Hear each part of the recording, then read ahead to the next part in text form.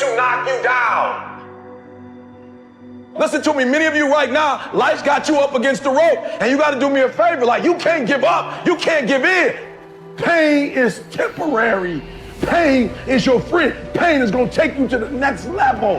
When you going through pain, I know what you feeling. I know exactly, because I've been there. I've done that. But you got to work through it. And the reason why most of you are not successful is because every single time stuff not going your way, you give up, you quit, you let go, and people feel weakness. They feel it. You can feel when somebody's not committed, when they're not all in, when they're not dedicated. And there's another level you get to when you go all in. Winners win and losers lose. There are going to be times that you're going to be wondering, why should I keep showing up and working my business? Why should I keep at it?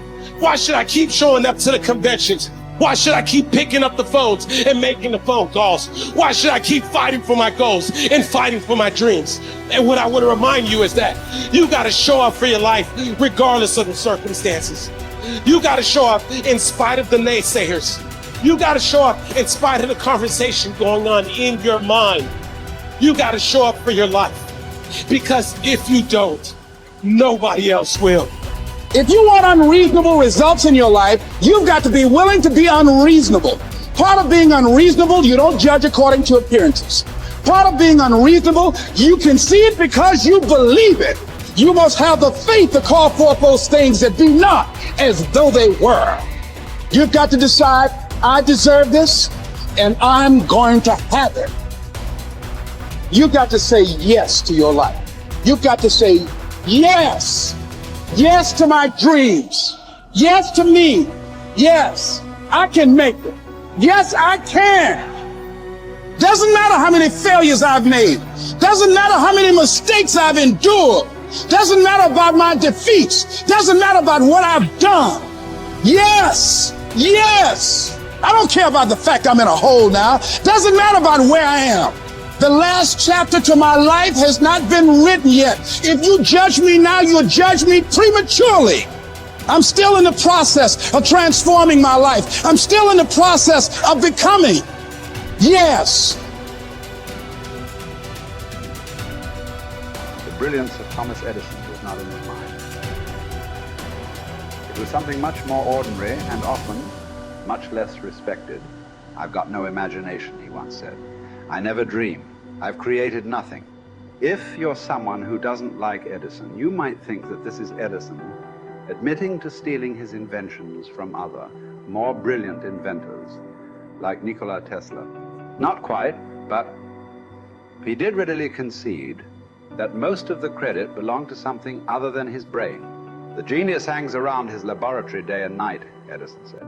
If anything happens, he's there to catch it. If he wasn't, it might happen just the same. Only it would never be his. What he's talking about is showing up. The incredible, underrated power of clocking in every day, putting your ass in the seat, and the luck this seems to inevitably produce. Edison lived in his laboratory and never missed a day. Like Gehrig, even when he was sick, when he was tired, or when visited by tragedy or disaster. The modern conveniences we can trace to his lab then owe far more to his body than his brain, to the compounding power of consistency rather than sheer brilliance. It wasn't about inspiration. It was about getting to work, show up and try.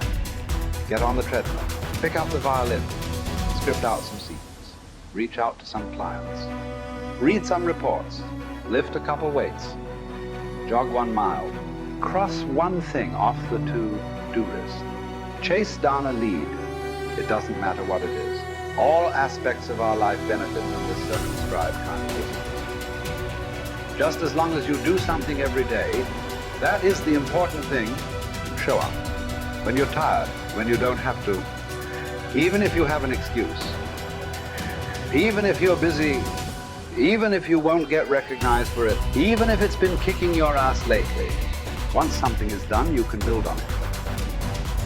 Once you get started, momentum can grow. When you show up, you can get lucky. Is this still hard? Yes. But the good news is that because it's hard, most people don't do it. They don't show up. They can't even do one tiny thing a day. So yes, you're alone out there on the track in the rain. You're the only one responding on Christmas. But having the lead is, by definition, a little lonely. This is also why it's quiet in the morning. You have the opportunities all to yourself. Don't worry about setting any records. Just report for duty. No excuses. And here's the irony. This is also a way to break records. Consistency is a superpower. Day to day, willpower is incredibly rare. Lowell Getterig was a solid position player and a good hitter. But his success really was rooted in the fact that he didn't miss many days of work. It's quite likely that had he continued at his normal pace and not been stricken with R's, that he would have put up career numbers that surpassed Babe Ruth. Getterig wasn't just able to show up despite injuries and fatigue. He also had to push through ennui, doubt, and just plain not feeling it. He had slumps like we all do, but he also understood what they meant. As a minor leaguer, he had struggled at the plate and thought about quitting. The Yankees' owner sent down a scout to walk Gehrig through the very basic math of a batting average. A good hitter hits 300, and hitting 350 is terrific. Hitting 400 is almost unheard of. What does that translate to? Missing on 6 tries out of 10. A hitter can also go days, weeks without touching the ball. That's what the scout told him. The most important thing a young ball player can learn is that he can't be good every day. You don't have to always be amazing. You do always have to show up. What matters is sticking around for the next at-bat. The ability to do that, coupled with the ability to endure what John Steinbeck called dawdly days while writing Easter Eve. Those days when everything seems out of whack, when you're just not feeling it, when the distractions won't stop, is the first step to greatness, literally. You cannot be great without the self-discipline to do that. One thing a day adds up. Each day adds up. But the numbers are only interesting if they accumulate in large quantities.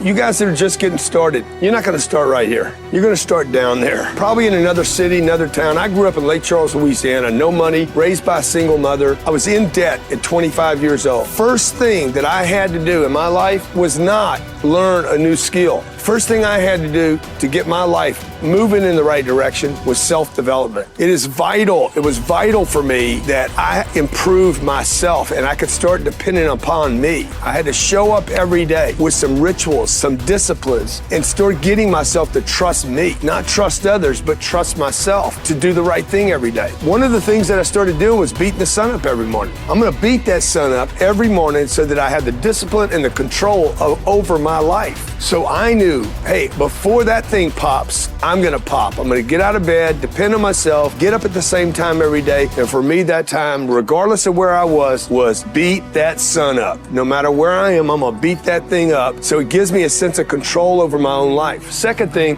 I had to start cleaning up my life and my friends and my environment. When I was younger, between 15 and 25, I was doing crazy stuff in my life. Wasting my weekends. I have the saying, weekends are for the weak.